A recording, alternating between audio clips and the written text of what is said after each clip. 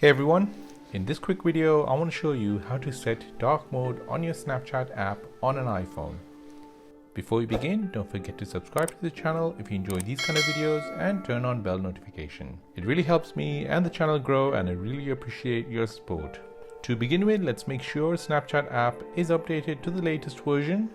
So go to your app store and update your app.